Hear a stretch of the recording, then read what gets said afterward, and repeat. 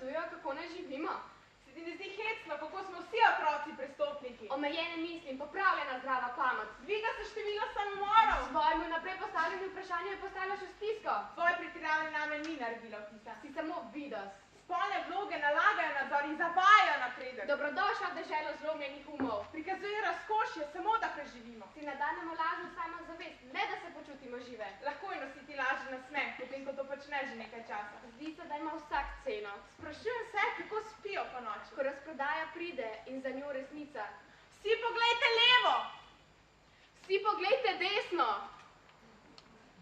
Lahko občutite, da nocoj plačujemo z ljubeznijo? Don't you think it's funny how they tell us how to live?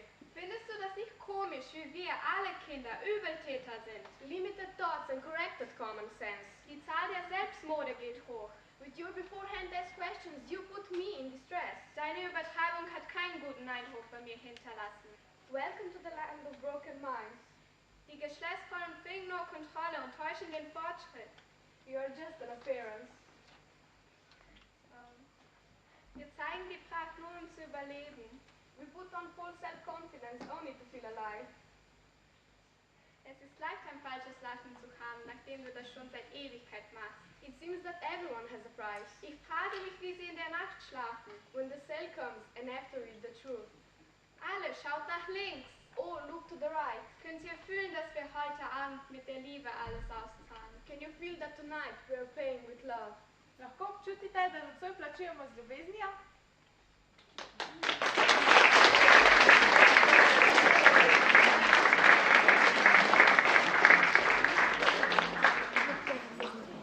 A veste, da me je danes hotela knjižničarka pa kar v knjižnic spustiti?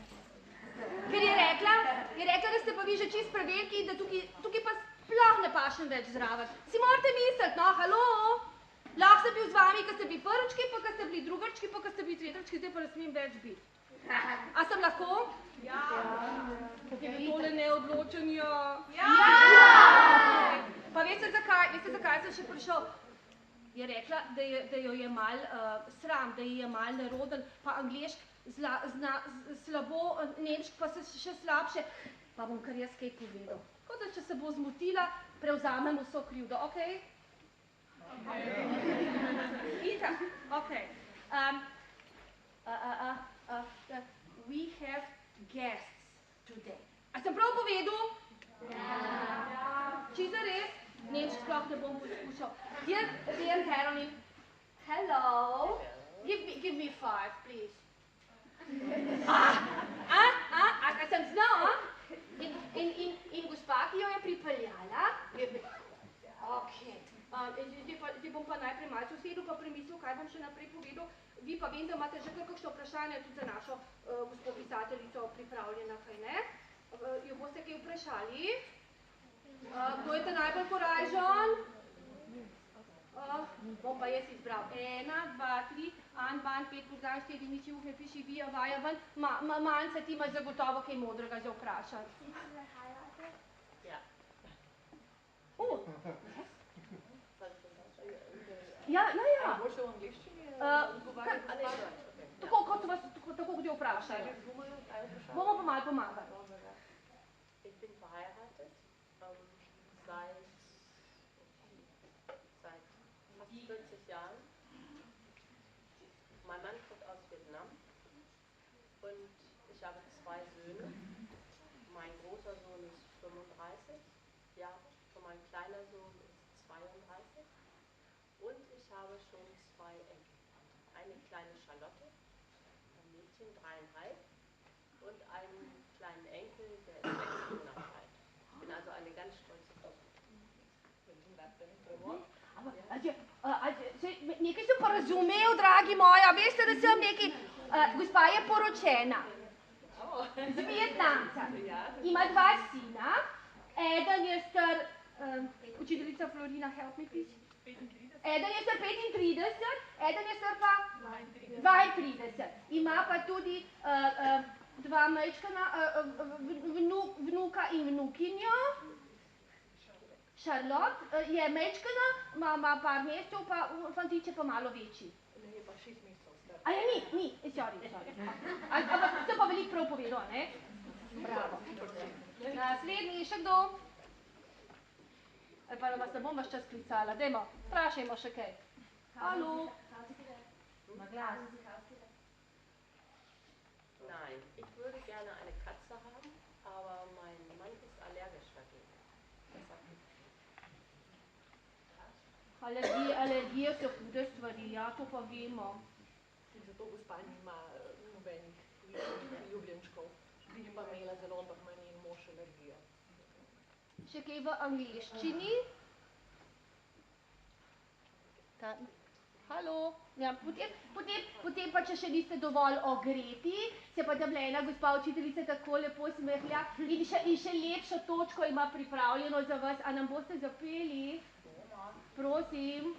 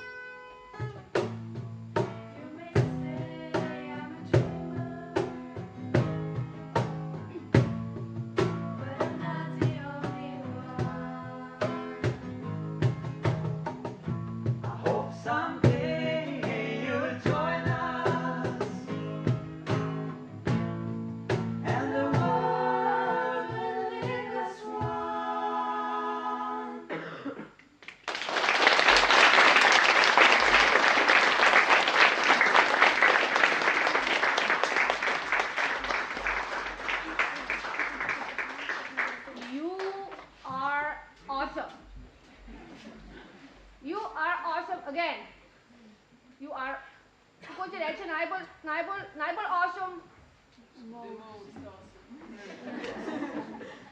The most awesome. Ok. Vprašanja?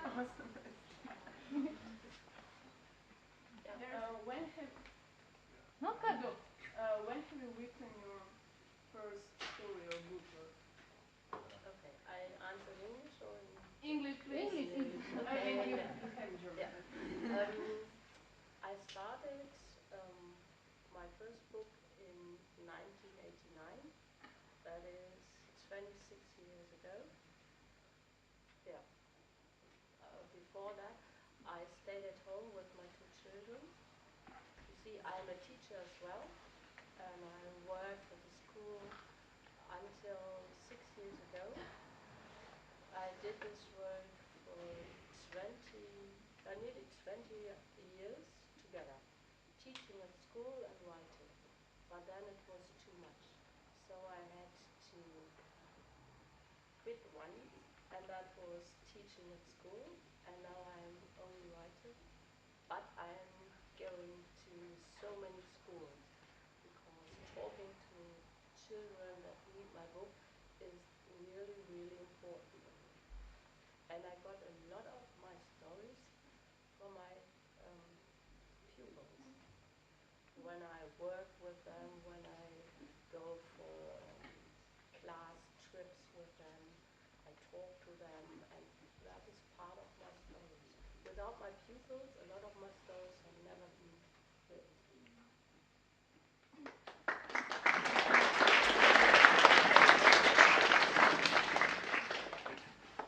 Bom takole pogledal.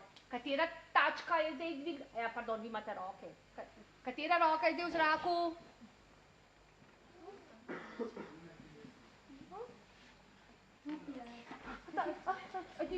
Izvoli.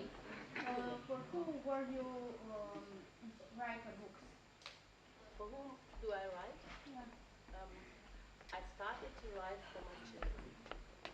You see, my children don't look like me, because my husband has black hair and a very flat nose. So, and my children are a mixture between me and my husband, and so the tolerance is really important for me. So I write for a world where it's no longer important how we are, how we look like, with black hair or blonde hair. That's not important. I want people to live in a world, my granddaughter, for example, I want her to grow up in a world where it's only important how we behave to each other, and no longer from which country we are, or if we have special needs or things like that.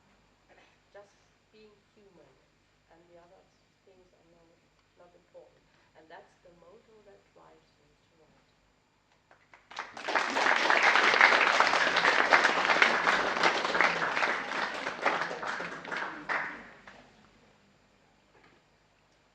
There's a question.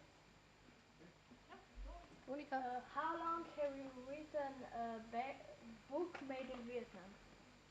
Yeah, made in Vietnam. I went to Vietnam, and I met those girls that work in a factory where shoes are produced. I don't know, in Germany, 90% of the sports shoes are produced in Vietnam by those girls, 13, 14 years old. And I met them in front of the factory and talked to them. And they said, just write a book about us so that the people in Europe know under which conditions the shoes are produced. And so I said, okay. And I went back home. I gave them my iPhone just to take photos in the factory, because they would never let me in to see what happens there.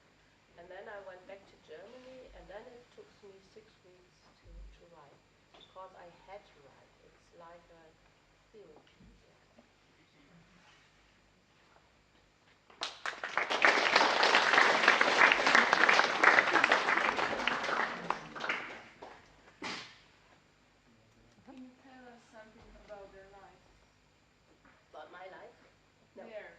You of can tell us. about the life of the young girls. Those stories. Yes, they come from all over the country to this factory because you see, in Vietnam, no pupil would ever say, "I must go to school." Going to school is the best chance parents could give to them. If one girl or boy of a family is allowed to go to school and the others work for them. When we were in Vietnam, I met some little boys and I asked them, "Why don't you go to school?" And they answered, "Oh, my sister goes to school, the elder sister. And we work for the money to go to school. They have to pay for going to school, everybody. They have to pay for the books and they have to pay for this clothes, kind of uniform. So every family can only afford one of their children to go to school, and the other ones work for this. So if you are chosen by your father to go to school, then it's the best chance you ever had. And they always said, "I'm allowed to go to school." Never they say, "I must go. Oh, I don't like to." It's a chance for them. And the other ones go to selling to the tourists, something to the tourists on the streets, or they work in those factories. And they stay there for years, going home every 2 or 3 months, and they live there in the factory. And if they have too much work to do,